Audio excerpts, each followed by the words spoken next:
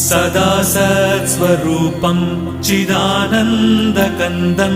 जगत्सम्भवस्थानसंहारहेतुं स्वभक्तेच्छया मानुषं दर्शयन्तम् नमामीश्वरं सद्गुरुं साईनाथं नमामीश्वरं सद्गुरुं साईनाथम् भवध्वान्तविध्वंसमार्ताण्डमीड्यं मनोवागतीतं